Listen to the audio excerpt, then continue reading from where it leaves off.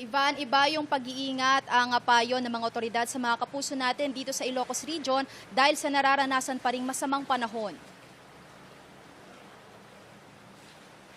Patuloy na nadaragdagan ang bilang ng mga pamilyang lumika sa Dagupan City dahil sa pagtaas ng Pantal at Marusay River. Ang 61 anyos na si Nanay Luz, napilitang lumikas matapos bahain ang kanilang bahay sa Kalye 2, Barangay Maluwad. Tumatas na yung tubig, saka nalunod na yung kama namin. May mga tumatawag pa sa atin na mag-i-impake na rin daw po sila kasi parang bumibilis yung pagtaas ng tubig. Patuloy ang pagdating ng mga evacuee.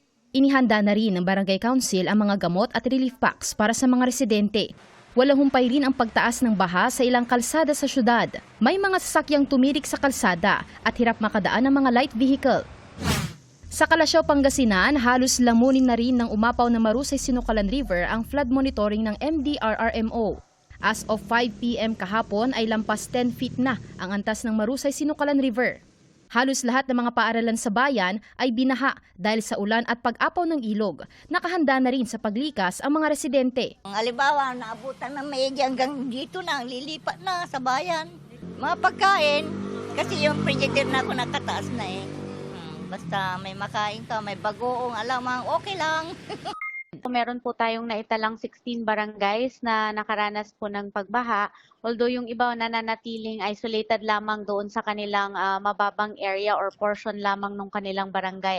Nagpatupad na rin ng localized face-to-face class at government work suspension ang ilang bayan at syudad sa Pangasinan dahil sa banta ng habagat. Sa Lawag City sa Ilocos Norte, 2 mangingisda ang nailigtas ng Coast Guard matapos tumaob ang kanilang sinasakyang bangka dahil sa malalakas na alon. Sa tala ng Office of the Civil Defense Region 1 kahapon, August 9, pumalo na sa halos 40,000 na pamilya, katumbas ng mahigit 130,000 na individual ang naapektuhan ng pinagsamang epekto ng mga nagdaang ulan at habagat. 277 sa mga pamilyang ito ay nagsagawa na ng preemptive evacuation. Bukas na rin ang lahat ng 8 gates ang Buklaw Dam sa Bukod Benguet. As of 8 a.m. kahapon, nasa 14 na metro na ang total gate opening ng dam. Pinapayuhan ang mga komunidad na malapit sa mga ilog na bantayan ang antas ng tubig.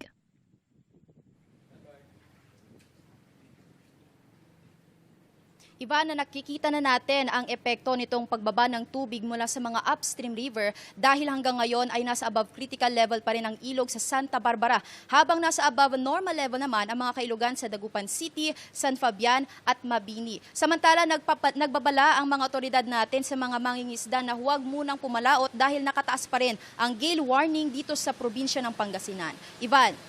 Maraming salamat, Sandy Salvacio ng GMA Regional TV.